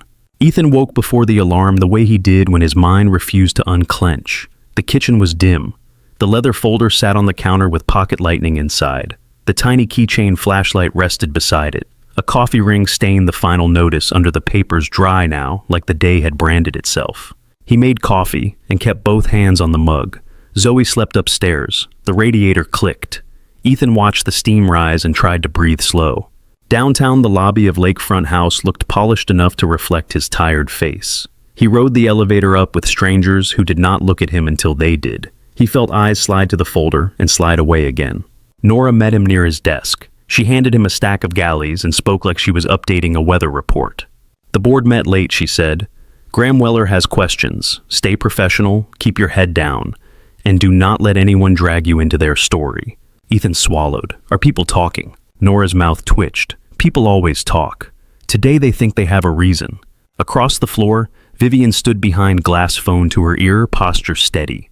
She looked up, once met Ethan's gaze for a heartbeat, then returned to her call. Ethan sat and worked. He edited until the words stopped sounding like language and became shapes. It helped for a while. At noon, Nora appeared again. Conference room D, she said, now. Graham Weller was already there, tablet in hand, smile practiced. Vivian stood by the window, hands at her sides, gaze on the river. Mr. Cole, Graham said, welcome aboard. Thank you, Ethan answered. Graham's eyes dropped to the leather folder. I am told you brought something interesting into the building. Ethan kept his voice flat. I brought my work. Vivian turned from the window. Her expression was calm, but her jaw looked tight. He is here to do his job, she said. Graham lifted a brow. No one is questioning his competence. We are discussing optics. This company runs on trust. Trust depends on clear boundaries. Ethan felt heat rise in his neck. Vivian's office door had been open to him for one afternoon, and now the room made it sound like a scandal. Graham tapped his tablet. We have policies for conflicts and appearances. A new hire receiving direct mentorship from the CEO invites assumptions. Assumptions invite noise. Noise costs money. Vivian's voice stayed even. He did not receive special treatment. He earned his role. Graham smiled as if indulging her. I am sure he did. Still, we should not feed stories. Ethan opened his mouth to speak, then stopped. Anything he said would sound defensive. Anything defensive would sound guilty. Vivian looked at Ethan once. The glance carried an apology and an instruction at the same time. We will keep it professional, Vivian said. Graham leaned forward slightly, meaning. Vivian took a breath. Any discussion of Mr. Cole's manuscript will go through standard channels. Acquisitions. Legal. I will step back from direct editorial involvement. Ethan's chest tightened. He nodded once because he could not trust his voice. Graham's smile warmed. Excellent. That is the clarity we need. He stood, shook Ethan's hand, and left the room, like he had straightened a picture frame. When the door closed, the air went thin. Vivian stayed near the window. Ethan remained seated, staring at the water pitcher, the untouched glasses. I am sorry, Vivian said quietly. Ethan looked up. For what? For letting this touch you, she said. For making it harder to breathe in here. Ethan's hands were flat on the table. I do not want to be a problem. Vivian's gaze sharpened. You are not. The certainty in her voice hurt more than doubt. Vivian glanced at the door. The mask returned smooth and necessary. I need you employed, she said. So, we do this the safe way. Ethan stood. Then we stop, he said, lifting the folder slightly. The notes, the meetings, all of it. Vivian's face did not change, but her eyes went still. That is your choice, she replied. Ethan waited for her to argue. She did not. She only nodded once, controlled, like she was accepting a cut she did not agree with. Ethan walked out and worked until the afternoon blurred. Back at his desk, he opened a galley but could not focus. The office smelled of toner and coffee. Every laugh sounded sharp. He felt folder in his bag like a bruise. He did not open it. At 3:15, his phone lit up with an unfamiliar number, Arizona area code. His stomach sank before he answered. Ethan, a woman said. It is Tessa. He left his desk and pushed into the stairwell. Concrete walls, fluorescent hum, air that smelled like dust. Tessa, he said, the name rough in his mouth. I found your number through the school directory, she said quickly, before you ask. Ethan leaned against the railing. What do you want? A pause, then a careful inhale. I want to see Zoe. Anger rose fast, sharp as winter air. You left. I know, Tessa said. Her voice sounded steadier than he felt. I am not calling to argue about the past. I am calling because I am coming to Chicago next month. I want to meet her. In person. Ethan closed his eyes. He pictured Zoe at the kitchen table drawing lightning bolts. He pictured the origami crane on the counter. He pictured Vivian's face in the garage lit by dim fluorescent holding back tears. You do not get to show up like this, he said. I am trying to do it right, Tessa replied. I have a life here. I have a job. I am stable. Ethan laughed once without humor. Stability is not the same as being present. Tessa went quiet. When she spoke again, her voice softened. Does she ask about me? Ethan stared down the stairs. Not much anymore, he said. The truth sat heavy in his throat. Tessa whispered, I think about her every day. Thinking is easy, Ethan replied. Parenting is the part you did not do. Tessa inhaled, then pushed forward. I am getting married. His name is Mark. He knows about Zoe. He wants to meet her. Ethan's grip tightened on the railing. No, he said. Ethan, Tessa snapped. I am calling you first.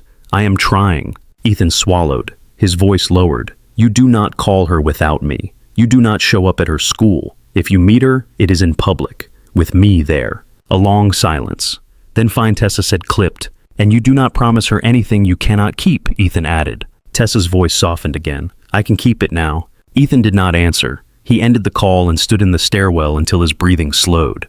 That evening, Zoe sat at the kitchen table with her homework spread out. Ethan stirred pasta on the stove.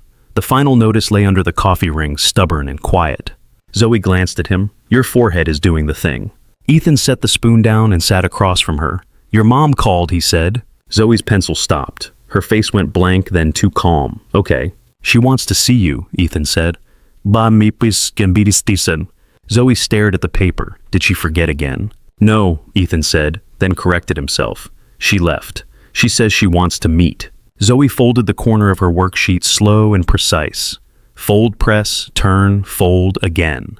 Ethan watched her hands build something out of control. When she finished, she held up a small paper crane. The wings were uneven, but it stood. Zoe walked to the counter and placed the crane beside the leather folder and the keychain flashlight. She returned to her chair without looking at Ethan. After Zoe fell asleep, Ethan opened the folder and stared at the first page of his manuscript. Vivian's pencil marks were still there, small wounds and small cures. He closed it again and left it on the counter next to the crane. The next day at work, Ethan kept his distance. He sent edits by email. He avoided Vivian's office. When he passed her in the hallway, they exchanged a polite nod that felt like a door closing softly. On Thursday, wind whipped off the river and cut through his coat as he stepped outside the building. He walked a block, stopped under an awning, and held the leather folder in both hands. His phone buzzed. A text from Nora. Room 19, 10 minutes. Ethan tucked the phone away and turned back toward the lobby. The revolving door pushed cold air in with every turn. Outside, the river wind lifted snow, grit off the sidewalk, and tossed it against the glass. Inside, the marble floor shone like it never got tired. Ethan walked across it with the leather folder held tight against his side, as if he could keep his chest from cracking open by squeezing hard enough. He rode the elevator up alone. The numbers blinked. His reflection looked older than it had a week ago. On the 19th floor, the hallway lights were softer, the carpet thicker. This part of the building always felt like it belonged to people who made decisions about other people's lives. Ethan followed the small black signs until he found room 19. Nora stood outside the door with a paper cup of coffee in one hand and a key card in the other. She looked up when he approached. You got my message, she said. Ethan nodded. What is this? A room, Nora replied. A quiet one. No board members, no lawyers, no random assistants who accidentally hear something and make it the day's entertainment. Ethan stared at the door. Is Vivian in there? Nora's eyes softened just enough to be human. Yes. Ethan's throat tightened. She is not supposed to be meeting with me. She is not supposed to be doing a lot of things, Nora said. She does them anyway, when they matter. Ethan let out a slow breath. I do not want her getting hit because of me. Nora lifted a brow. You think she has gotten to where she is by avoiding hits? Ethan did not answer. The folder's leather edge pressed into his palm. Nora stepped closer. Her voice dropped. You have two choices. You can keep walking away and let a room full of men decide what your story is worth. Or you can walk in and decide it yourself.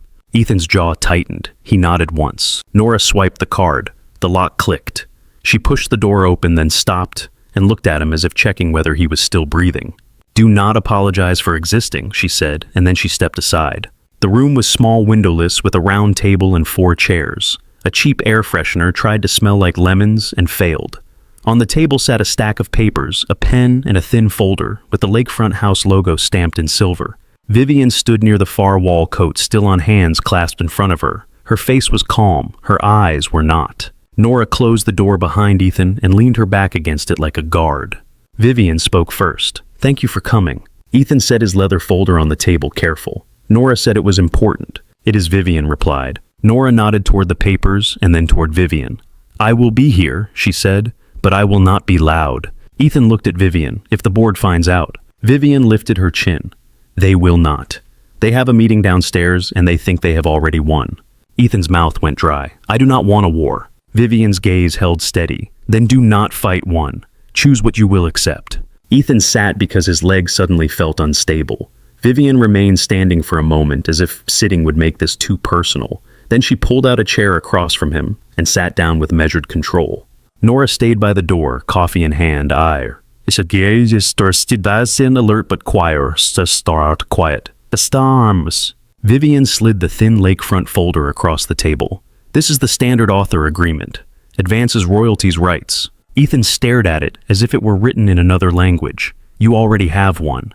Vivian's eyes flicked to the leather folder on the table. For this manuscript, yes. Ethan's throat tightened. I told you I did not want to publish it.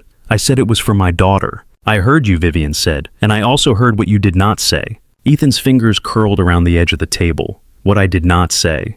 Vivian did not rush. You did not say you do not want it to exist, she replied.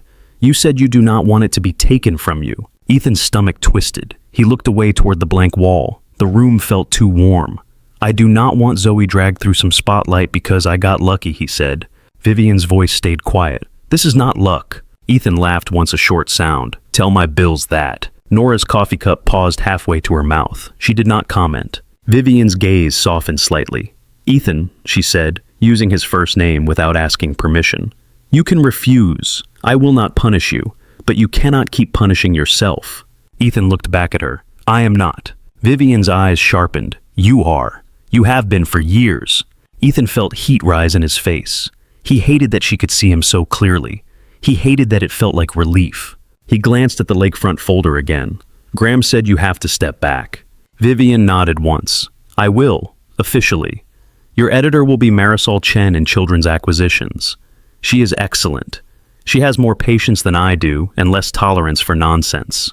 Ethan blinked. You already assigned someone? Vivian's mouth tightened. I do not waste time. Nora lifted her cup in a tiny toast toward the ceiling, then lowered it again.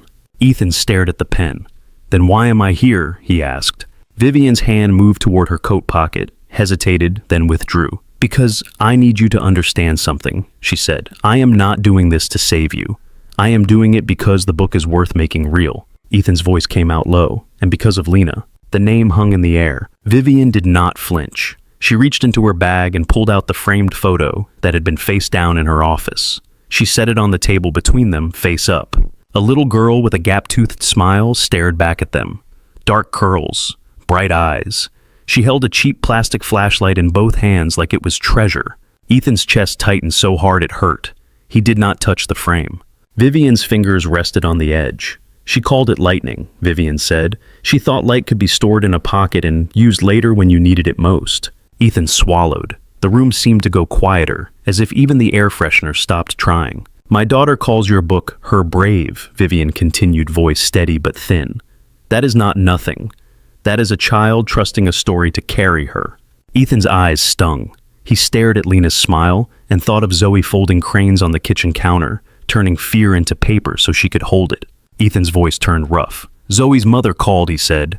Vivian's gaze lifted to him. Yes. Ethan blinked. How do you know? Vivian did not look surprised. Because you started disappearing, she said. Because your edits became shorter. Because you stopped making eye contact in hallways. Nora shifted her weight by the door. Her coffee cup lowered. She listened without pretending not to. Ethan rubbed his forehead with 2 fingers. Tessa wants to see Zoe, he said. She said she is stable now. She said she is getting married. She wants to introduce Zoe to a stranger like that makes it okay. Vivian's jaw tightened. And Zoe? She went quiet, Ethan replied. Then she started folding cranes again. She used to do that when she was smaller, when she missed her mom but did not want to say it. Vivian's eyes dropped to Lena's photo. Children fold things when they cannot carry them, she said softly. Ethan exhaled through his nose. I am trying to protect her, he said. Vivian looked up. Protection is good, she said. Isolation is not the same thing. Ethan felt the words hit a place he had kept locked. You think I'm isolating her. I think you are isolating yourself, Vivian replied. And you are calling it protection because it sounds cleaner. Ethan's laugh came out as a breath. Clean, he said. That is your language. Vivian's eyes flicked, not offended, just aware. It was she admitted. It is not working as well lately. Nora's mouth twitched almost a smile. She kept quiet. Ethan stared down at the lakefront folder again. If I sign this, he said, then it becomes a thing people can take. They can review it, criticize it. They can talk about Zoe like she is a character. Vivian nodded. They might, she said. So, we control what we can. We keep Zoe out of publicity. We keep your home private. We set boundaries in writing. That is part of this contract. Ethan looked at her. You would do that. Vivian's gaze held his. Yes. Ethan's throat tightened. Why? Vivian's voice dropped. Because I know what it is to have a child become a topic, she said. I will not let that happen to yours. Ethan sat back the chair, scraping softly. He stared at Lena's photo again. The flashlight in the girl's hands looked cheap and precious at the same time. He thought about the keychain flashlight in his pocket. A small thing, A small light, not enough to change the world, enough to find the next step. He reached into his coat pocket and pulled it out, placing it on the table beside the contract. Nora's eyes flicked to it, then away. Vivian's gaze fixed on the flashlight for a beat too long. Her throat moved. She did not touch it. Ethan's voice came out quiet. "This showed up at my desk the day we started," he said. Vivian's eyes lifted to his face. She did not deny it. She did not confirm it. She simply watched him as if she were waiting to see what he would do with the light he had been given. Ethan picked up the pen. His hand hovered over the first signature line. The ink point trembled slightly. He looked at Vivian. "If I sign, I do not want favors," he said. "I do not want people thinking this is a CEO pet project." Vivian's expression tightened, then eased. "You will not get favors," she said. "You will get work. You will get edits. You will get deadlines. You will hate me at least twice." Ethan huffed a laugh despite himself. Only twice. Vivian's eyes softened, probably more. Nora cleared her throat gently, a reminder of time. "Marisol has a slot tomorrow at 10 for an acquisitions meeting," she said. "If you want to move." Ethan did not look at Nora. His focus stayed on the line. He signed. His name curved across the paper, steady by the second letter. When he finished, he set the pen down like it was heavy. Vivian took the pen and signed beneath his a crisp signature with no hesitation. Then she closed the lakefront folder, placed her palm on top of it for a moment, and let out a breath that sounded like she had been holding it since Saturday morning. Nora stepped forward, collected the papers, and slid them into her own folder with brisk efficiency. "Congratulations," Nora said, not smiling too hard, as if joy was also a kind of liability. "Now we make it real." The next weeks moved in tight, focused bursts. Marisol Chen read the manuscript with a kind of ruthless kindness Ethan had never experienced. She praised nothing she did not mean. She cut what did not earn its place. She asked questions that made Ethan sweat. "Why does the kid keep the light?" Marisol asked in their first meeting, tapping the page with her nail. "Not the plot reason, the body reason." Ethan's mouth went dry. Vivian sat at the far end of the table, silent hands folded present without taking over. Ethan answered slow, "Because he thinks if he lets it go, he will be in the dark again." Marisol nodded once. "Good. Now write that into his choices." Ethan went home and rewrote scenes at the kitchen table, while Zoe did homework beside him. Sometimes she read paragraphs out loud, stumbling over big words, then correcting herself with a triumphant grin. "This part is boring," Zoe would announce, blunt as always. Ethan would grimace. "Thanks." Zoe would shrug. "Fix it." At Lakefront, Ethan edited other people's books by day and his own by night. The folder traveled with him. The coffee ring-stained page stayed in the back, tucked like an embarrassing secret. One afternoon, the design team asked Ethan for any artifacts from the original draft. They wanted texture. They wanted something that felt handmade. Ethan hesitated, then brought the stained notice page and the coffee ring pages from his earliest printout. The paper edges were worn. The ring was imperfect and real. The designer, a woman with purple glasses, held the page up to the light. "This," she said, "is gorgeous." Ethan blinked. "It is a spill." "It is a story," she corrected and snapped a photo. When the first cover comps came back, Ethan stared at the screen in Vivian's office. A faint coffee ring was worked into the background, like a soft halo half hidden behind the title, as if the light in the book had always been surrounded by ordinary mess. Vivian looked at it for a long moment. "Leave it," she said again, and this time Ethan heard what she meant. Zoe began folding paper cranes at night and leaving them in Ethan's laptop bag. Some had lightning bolts drawn on the wings.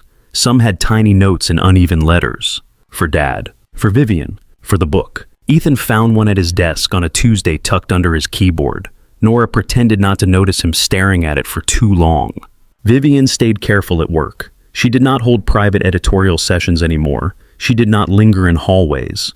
But when Ethan sent a revised chapter to Marisol, Vivian always received a copy on the official chain, and sometimes Ethan would find one pencil line in the margins of the printed version on his desk the next morning. A single note. A question mark. A small circle around a sentence that deserved to breathe. No signature, just light pressed into paper. By the time the manuscript went to copy editing, the snow outside had thinned into slush. The river looked less like steel and more like water again. On a Friday morning, a box arrived at Ethan's desk with his name on it. Cardboard, tape, the smell of fresh ink trapped inside. His hands went still as he cut the tape with a key from his pocket. Nora watched from her desk, pretending to type.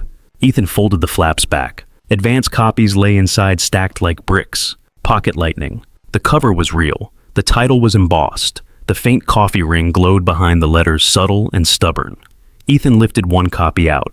It was heavier than a printout, heavier than a folder, heavy with the fact that it existed. He opened to the dedication page. For Zoe, who taught me to find light in ordinary places. His eyes blurred. He shut the book and held it against his chest for a second, breathing through the tightness in his throat. The office noise continued around him, phones ringing, printers humming, someone laughing too loud, and then stopping. Ethan looked up and saw Vivian standing at the end of the aisle between desks. She did not walk closer. She did not take credit. She simply watched him with an expression that was controlled and soft at the same time, like she was looking at a light she had once believed was gone. Ethan held the book up slightly, an unspoken question and an unspoken thank you. Vivian nodded once. Then she turned and walked back toward her office, her steps quiet on the carpet, leaving Ethan with the weight of the book in his hands and the paper cranes tucked around his desk like small folded promises. Vivian turned and walked back toward her office, her steps quiet on the carpet, leaving Ethan with the weight of the book in his hands and the paper cranes tucked around his desk like small folded secrets. He stayed still until the office noise returned to him in full. Someone called his name from 2 desks away. A printer whined. Nora's keyboard clicked like rain. Ethan slid the advance copy into his bag with care, then took out his phone. Zoe answered on the second ring, breathless. "Dad, I got the book," Ethan said. There was a pause, like her brain had to rearrange itself around the fact. Then she screamed sharp and delighted so loud, Ethan pulled the phone away from his ear. "Bring it home," she demanded. "I will," Ethan said, smiling despite the burn behind his eyes. "And bring Vivian," Zoe added as if she were asking for extra ketchup. Ethan's smile faltered. "Vivian is busy." Zoe made a sound that was half sigh, half judgment. Adults are always busy when they are scared. Ethan stared at the cover again, at the faint coffee ring behind the title, at how something messy had turned into design. "I will see you soon," he said. "Okay," Zoe replied, calmer now. "Do not forget." He almost laughed. "I will not." That night, Zoe sat cross-legged on her bed, while Ethan read the book aloud from the first page. She corrected him when he paused too long. She interrupted to point at the illustrations. She asked why the kid in the story hid the light, even though she already knew. When Ethan reached the dedication, Zoe pressed her fingers to the words and stared like she could make them permanent with touch. "I like that you wrote my name," she said. Ethan swallowed. "I wrote you." Zoe looked up. "Did you write Vivian too?" Ethan hesitated. Zoe watched him with the same sharp patience she used on pancakes. "I wrote a story," Ethan said. Zoe nodded as if that was an answer, and also not. She slid off the bed and went to her desk. She took a sheet of paper from her homework stack and started folding, creasing each line hard with her thumbnail. Her tongue stuck out in concentration. In a minute, she held up a paper crane with a lightning bolt drawn on the wings. She handed it to Ethan. "For the book party." Ethan took it carefully. "Thank you." Zoe climbed back under her blanket and tucked her rabbit under her chin. "Tell Vivian I made it," she mumbled, already sinking into sleep. Ethan held the crane in his palm until her breathing slowed. The weeks before the launch moved like fast weather. Meetings, copy edits, cover proofs. Interviews Ethan said no to. Vivian put boundaries in writing firm enough to hold. Zoe's school sent home permission slips for a field trip. Tessa sent a short email asking again for a meeting. Ethan read it, closed it, and did not reply that night. He watched Zoe draw lightning bolts at the kitchen table and waited for the right kind of calm.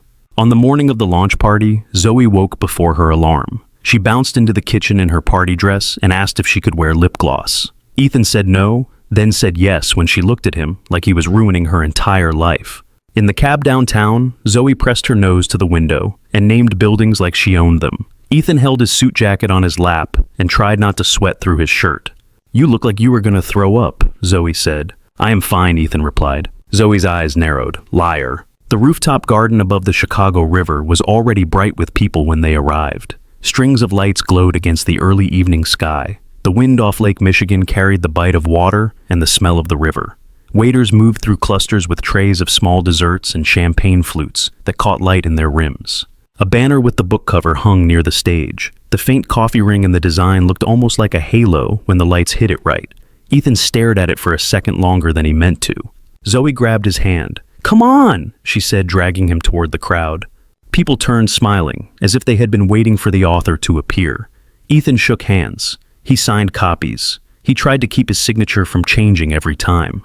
Nora appeared at his elbow like a stage manager. She wore black and moved like she had a map of every conversation happening. "You are doing great," she murmured without looking at him. Keep your shoulders down. Smile like you mean it. Do not drink too much. Also, Zoe has already collected 3 desserts. Zoe grinned with frosting on her lip. They are small. Nora leaned down to Zoe. Stay near your dad. If anyone asks you about your personal life, you say you are here for free cake. Zoe nodded solemnly. I can do that. Ethan watched Nora walk away and wondered how she managed to feel calm all the time. Zoe wandered to the children's table near the edge of the terrace where someone had set out crayons and paper. She began drawing lightning bolts and cranes and a small stick figure holding a flashlight. Ethan stayed near the planter of mums, his glass of club soda cold in his hand. He watched people who looked comfortable in this world. Editors, agents, authors who had learned how to stand without fidgeting. Ethan felt like he had borrowed someone else's skin. Then Vivian arrived. There was no announcement. There did not need to be. She stepped onto the terrace in a midnight blue dress that moved with the wind. Her hair was down soft around her shoulders. She wore earrings that caught the string lights when she turned her head. She looked out at the crowd with the same calm she carried into board meetings, but when her gaze found Ethan, something in her face shifted. She crossed the terrace and stopped beside him. Their shoulders were close enough that Ethan felt warmth through fabric. You are hiding, Vivian said. I am observing, Ethan replied. Vivian glanced at his glass, hydrating. Trying to stay vertical, Ethan said. Vivian's mouth lifted at one corner. You are vertical. Ethan watched her the way the wind tugged a strand of hair across her cheek. He wanted to brush it back. He kept both hands on his glass. Zoe ran up and grabbed Vivian's hand without asking permission. Hi, Zoe announced. You look like a movie. Vivian blinked once, then her expression softened. Hello, Zoe. Zoe pointed at the banner. My name is in the book. It is, Vivian replied. Zoe leaned closer to Vivian and lowered her voice in a way that was not quiet at all. Are you going to have pancakes with us now? Ethan's face heated. Zoe. Vivian's eyes flicked to him. Pancakes, she repeated as if tasting the word. Zoe nodded. Yes, Dad makes them. They are good. Sometimes he burns them, but it is on purpose. Ethan cleared his throat. It is not on purpose. Zoe grinned and ran back to her crayon, satisfied. Vivian watched her go. For a second, her hand stayed lifted in the air where Zoe had held it. Then it lowered slowly.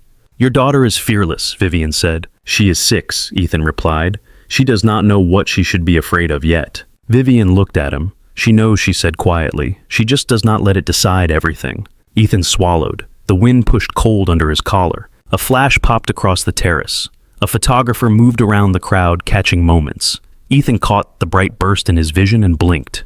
Vivian's gaze followed the photographer for a second, then returned to Ethan. Do you want to dance? She asked. Ethan laughed under his breath. Here, in front of everyone. Vivian's eyes sharpened with something like challenge. Yes. Ethan glanced around at the publishing crowd. I will look ridiculous. Vivian stepped closer. You already did the ridiculous thing, she said softly. You wrote the book. The subtext in her voice tightened something in Ethan's chest. I do not dance, he said. You do, Vivian replied. You just do it like you are negotiating with gravity. Ethan let out a breath that sounded like a laugh. That is accurate. Vivian held out her hand. Her fingers were steady. Her eyes were not. Ethan took her hand. The band was small, tucked near the stage. A slow song started something with a steady beat that gave people permission to move closer. Ethan and Vivian stepped onto the open space that had become a dance floor without anyone calling it that. Ethan placed his hand lightly at Vivian's waist. He kept his touch careful. Vivian's hand rested on his shoulder, and the contact felt like a sentence he had been afraid to write. They swayed. The string lights above them blurred slightly when Ethan breathed. Vivian's voice was low. You are tense. I am in a room full of people who can quote my mistakes, Ethan murmured. Vivian's mouth moved. Let them. Ethan glanced at her. That is easy for you? Vivian's eyes held his. No, she said. It is not. They moved in silence for a few beats. Ethan felt the wind lift the edge of Vivian's dress. He smelled faint rain and paper. He felt her steady breathing, controlled, practiced. Ethan's throat tightened. He asked the question that had been sitting under his tongue for months. Why did you come to my door? He said softly. That morning. Vivian's gaze shifted away for a fraction of a second, then returned. You forgot your folder, she replied. Ethan's grip at her waist tightened slightly, then eased. You could have mailed it, he said. You could have sent Nora. You could have waited until Monday. Vivian's jaw flexed once. Her eyes held his bright under the lights. I know, she said. Ethan waited. Vivian inhaled slow. I could not stop thinking about you after the interview. She said each word precise, as if she was trying not to let emotions smear them. Not just your work. Ethan's pulse thudded in his throat. Vivian continued quieter. The way you spoke about stories, the way you did not try to charm me, the way you kept looking at the clock and then tried to hide it because you were worried about your child. Ethan swallowed. That is not charming, he said. Vivian's mouth lifted small. It was honest. Ethan's voice turned rough. So you used the folder as an excuse. Vivian did not deny it. Yes, she said. Ethan stared at her, the wind cold against his cheek, and he whispered. Vivian's gaze dropped to his mouth for a heartbeat, then lifted back to his eyes. And I wanted to see if what I felt was real, she said. Before Ethan could answer, a microphone thumped. Conversation dipped, heads turned toward the stage. Zoe had climbed the steps. Ethan froze. Zoe, he whispered, but his voice drowned in the crowd. Zoe tapped the microphone once, then twice. The sound echoed across the rooftop. She held a copy of Pocket Lightning in both hands like a sermon book. Hi, Zoe said into the mic. I am Zoe. I am the dedication. Laughter rippled through the crowd, warm and surprised. Zoe opened the book. She squinted at the page, then began to read, slow and careful, sounding out a longer word, and correcting herself without help. When the power goes out, Zoe read, the brave ones do not wait for the sun. They click on whatever light they have. Ethan's chest tightened. He recognized the revised line. He remembered writing it at the kitchen table with Vivian's pencil note in his mind. Zoe paused and reached into her dress pocket. She pulled out a tiny keychain flashlight. Ethan's breath caught. He had not noticed her taking it from the counter at home. Of course she had. She had always treated light like a thing you carried. Zoe clicked it on. A small bright beam cut through the dusk and pointed up toward the string lights, then down toward the crowd. The flashlight looked ridiculous and perfect at the same time. The audience laughed, charmed. Cameras rose. Another flash popped. Zoe lowered the flashlight and looked straight at Ethan and Vivian. Her face turned serious in a way that made Ethan's stomach drop. Also, Zoe said into the microphone, my dad and Ms. Sterling are very bad at telling the truth out loud. The crowd erupted. People laughed louder. Someone clapped. Someone whistled. Ethan felt heat flood his face. He turned to Vivian, expecting the chill of embarrassment. Vivian was laughing. Not the polite laugh she used in meetings. A real one, bright and unguarded, the sound of it surprising even her. Her eyes were wet at the corners, not from tears from the wind, from something else. Vivian looked at Ethan, still smiling, still breathing a little faster. Is your 6-year-old accurate? She asked, voice low. Ethan's heart pounded. He glanced at Zoe on the stage triumphant flashlight beam, still trembling slightly in her small hand. Then he looked back at Vivian. I do not know, Ethan said, honest enough to hurt. But I think she might be. Vivian's smile softened. The laughter in the crowd faded into a hum as people watched, curious and delighted, waiting like readers at the end of a chapter. Vivian's hand lifted and touched Ethan's cheek just once. Her fingers were warm despite the wind. I am scared, Vivian said, simple. Bear Ethan swallowed. Me too, he admitted. Vivian's eyes held his. Then we tell the truth, she said. Ethan nodded. The noise around them dimmed as if the rooftop had narrowed to one circle of light. He stepped closer. Vivian rose onto her toes, slightly closing the last inch. Ethan met her halfway. Their kiss was quiet. No performance, no announcement, just the simple press of lips in cold air, the kind of warmth that did not ask permission. A camera flash went off. Someone cheered. Someone laughed again. Ethan did not look away. When they separated, Vivian's forehead rested lightly against his for a second. Her breathing was unsteady. Ethan's hands were steady now, as if the part of him that had been shaking had finally found its place. On the stage, Zoe clicked the flashlight off, satisfied. She stepped away from the microphone, hugging the book to her chest, as if she had just completed a very important job. Zoe stepped away from the microphone, hugging the book to her chest, as if she had just completed a very important job. Ethan and Vivian stayed where they were, close enough that the cold air could not quite fit between them. The rooftop around them filled back in sound and movement, returning like a tide. Someone clapped hard near the bar. A waiter laughed while trying not to spill a tray of flutes. The photographer angled for another shot, then lowered his camera as if he had already gotten what he came for. Vivian's hand remained on Ethan's cheek for a beat longer than necessary. Her fingers were steady now. Ethan's breath came out slow, like he was letting go of something he had been holding since the day he found the red letter in his mailbox. Zoe hopped down the stage steps and ran straight at them, dress swishing, eyes bright. Well, Zoe said, planting herself between them, like a referee that was not so hard. Ethan's face warmed again. It was hard, he said. Zoe squinted. You did it anyway. Vivian looked down at Zoe. The corners of her mouth lifted small and real. You have strong opinions, Vivian said. Zoe nodded. Yes. Nora appeared at Ethan's side like she had been waiting in the shadows of the mums. She looked at Vivian, then at Ethan, then at Zoe's triumphant posture, and shook her head once. I have scheduled the rest of the evening, Nora murmured to Vivian, voice dry. Please do not set anything else on fire. Vivian's eyes flicked to Nora. Noted. Basoom. Nora's gaze moved to Ethan softer for a fraction of a second. You still have to sign copies, she said. Fame is inconvenient. Ethan huffed a laugh. I am aware. Zoe tugged Ethan's sleeve. Can I sign one too? Ethan looked down. You want to sign my book? Zoe nodded. I am the dedication. I think I should. Vivian glanced at Ethan. She has a point, Vivian said. Ethan handed Zoe a pen. Zoe bent over a copy and wrote her name in uneven letters, then drew a lightning bolt so dramatic it almost took over the page. She held it up proud. Vivian watched her with a look that seemed to hurt and heal at the same time. Later, when the crowd thinned and the wind sharpened, Ethan found Zoe near the children's table asleep with her head on her arms. Crayon marks streaked her fingers. A paper crane sat beside her, folded from the corner of a napkin, tiny and stubborn. Ethan lifted her carefully, feeling the weight of her trust against his chest. Vivian stood close as they walked toward the elevator bank. She kept her hand on Zoe's back for a moment, as if to reassure herself she was real. In the lobby, Vivian touched Ethan's arm lightly. I can drive you, she said. Ethan looked at her. The words were simple. The offer was not. I have a car, he said. Vivian nodded once. I know. Outside, snow dusted the sidewalks in a thin, glittering layer. The streetlights made it look clean. Ethan's breath fogged. Zoe stirred once and mumbled something about cupcakes. Vivian walked them to Ethan's car anyway. She waited while he buckled Zoe into her booster seat, then she stood at the passenger side door, hands in her coat pockets, hair moving in the wind. Ethan closed the back door and turned. Thank you, he said, voice rough. Vivian held his gaze. For what? For coming, Ethan says. Said. For staying. Vivian's eyes softened. For telling the truth, she replied, and her voice was quiet enough that it felt like it belonged to just the two of them.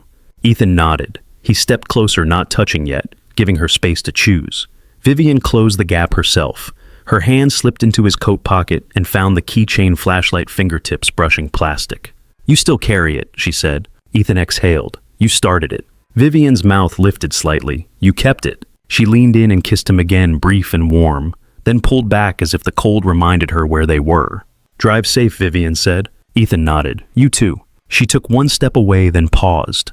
Her hand rose hesitant and touched Zoe's sleeping hair through the cracked window just once. Then she turned and walked toward her car. Ethan watched her go until her taillights blended into the night. A year passed in a series of small moments that did not make headlines. There was a coffee-stained kitchen counter in Oak Park that slowly stopped being the center of Ethan's fear. There was a stack of paper cranes on a shelf that grew one by one, folded during spelling practice, folded during hard phone calls, folded during long waits in school pickup lines. There was one meeting with Tessa in a quiet diner near the train station public, and bright with Ethan seated beside Zoe and a paper crane in Zoe's pocket like a talisman. Tessa looked thinner than Ethan remembered. Her smile arrived late, as if it had to travel through guilt before it could reach her face. Zoe stared at her for a long time, then asked if she liked pancakes. Ethan's jaw tightened, but Tessa laughed, startled, and said yes. They started with that. There were nights when Vivian sat at Ethan's table, coat off, sleeves rolled, reading Zoe's homework with the same focus she gave contracts. Vivian did not pretend it was easy. She simply showed up again the next day. The wedding was small, not in a cathedral, not on a rooftop. In a community garden in Evanston where the lake wind reached them anyway because Chicago always insisted on being part of the story. Zoe wore a dress that made her spin every 10 minutes. Nora stood near the aisle with tissues and a clipboard expression, stern as if she could keep the weather in line by sheer will. Marisol brought a gift wrapped in paper printed with tiny lightning bolts. Ethan's hands shook when he held the ring. Vivian's eyes were bright when she said yes, voice steady, like she was choosing something and refusing to flinch. Zoe walked Vivian down the aisle with a seriousness that made people laugh softly. Halfway up, Zoe stopped and turned to the crowd. She is not an ice queen anymore, Zoe announced. Vivian's mouth twitched. Ethan covered his face for a second, then lowered his hand and met Vivian's gaze. Vivian's eyes held a warmth Ethan still could not quite get used to. After the wedding, Zoe began calling Vivian Mom in the way children do without ceremony, as if the word had been waiting nearby, and Zoe finally decided to pick it up. Vivian did not correct her. The first time it happened, Vivian's breath caught. She blinked hard once. Then she said, "Yes, sweetheart," like she had been practicing the response in secret. Their new house sat in Evanston, a compromise that did not feel like a sacrifice. It had a small porch and a swing that creaked under 2 adults and 1 child who liked to climb. It had a kitchen that filled with the smell of butter and coffee and paper. On a winter evening, the kind where the windows turned black early and the street outside looked like a quiet tunnel, Ethan stood in the doorway of Zoe's bedroom. Vivian sat on the edge of Zoe's bed with a hardcover book open in her hands. Zoe lay under the blankets, rabbit tucked against her chin, eyes half shut. A paper crane hung from the lamp chain, swaying slightly in the warm air. The book Vivian was reading was not Pocket Lightning. It was a new story, one Ethan and Vivian had written together, pages marked and rewritten until the sentences felt like they could carry weight without breaking. Vivian's voice moved through the last paragraph, low and steady. Ethan watched the way Zoe's face softened at certain lines, the way Vivian's fingers held the book like it mattered. Vivian closed the book gently. The cover made a soft thump against her palm. Zoe's eyes opened wider for a moment. "Do they live happily ever after?" she asked, already sleepy. Vivian's mouth lifted, small and tender. "They live honestly ever after," she said. Zoe frowned, thinking hard even with sleep pulling at her. "That sounds harder." "It is," Vivian replied. Zoe considered that, then nodded once. "Okay," she said, as if she had accepted a very serious contract. "But they still have pancakes sometimes." Ethan let out a quiet breath that might have been a laugh. Vivian glanced toward the doorway and met Ethan's eyes. The look carried a question and an answer at the same time. Zoe yawned. "Mom," she mumbled the words, slurring at the edges. "Tell Dad to stop working late." Ethan's chest tightened. Vivian's gaze shifted back to Zoe. "I will," Vivian said. Zoe's eyes closed again. Her breathing slowed, even and soft. Vivian stood carefully, like she did not want to shake the room. She set the book on Zoe's nightstand beside a stack of cranes. Each crane had something written on it in tiny pencil. Dates, single words, sometimes just a lightning bolt. Ethan stepped back as Vivian came into the hall. She closed Zoe's door almost all the way, leaving a sliver of light. In the living room, the porch swing creaked under them. The lake wind was quieter here than in the city, but it still found its way around corners. Stars pricked the dark above the rooftops. The street lamps made the snow look pale blue. Ethan reached for Vivian's hand. She laced her fingers through his without hesitation. For a while, they sat in silence that felt earned. Ethan finally spoke, voice low. "Do you ever think about that folder?" he asked. Vivian's thumb brushed the side of his hand. "The one you forgot," she said. "The one I left," Ethan replied. Vivian's mouth lifted. "It is still in the kitchen," she said. Ethan looked through the window, at the counter inside. The leather folder sat near the edge, worn now, the clasp softened from use. Beside it lay the keychain flashlight, and next to that, a paper crane with a lightning bolt on its wing. Under a magnet on the fridge, a copy of the first final notice still lived. The coffee ring dried into the paper like a stubborn signature. Ethan had kept it not because he wanted the fear, but because it reminded him what had been true. "I used to think forgetting it was the worst thing I did," Ethan said. Vivian leaned her head against his shoulder. "I know," she replied. Ethan listened to the swing creak, to the distant hush of a car on wet pavement. He felt Vivian's steady breathing. He felt the quiet weight of being here. Vivian's voice came softly. "Sometimes a thing gets left behind because it refuses to be hidden anymore," she said. Ethan turned his head slightly. "You are poetic now," he murmured. Vivian huffed a small laugh. "You have been a terrible influence." Ethan squeezed her hand, guilty. Vivian shifted and slid her fingers into his coat pocket. She found the keychain flashlight he still carried, out of habit, out of comfort. She pressed the button once. A small beam of light spilled onto the porch floor, bright and ordinary. It caught a patch of snow and made it sparkle. It did not change the night. It made the next step visible. Vivian clicked it off and tucked it back into his pocket. Then she looked up at the sky, and Ethan followed her gaze. Inside, the house was warm. Zoe slept with her rabbit. The book on her nightstand lay closed, ready to be opened again tomorrow. On the porch swing, Ethan held Vivian's hand and let the quiet stay. Thank you so much for listening to today's story. If this story resonated with you or made you reflect, I'd love to hear your thoughts, so feel free to share them in the comments below. And don't forget to like, subscribe, and hit the notification bell so you won't miss the next story.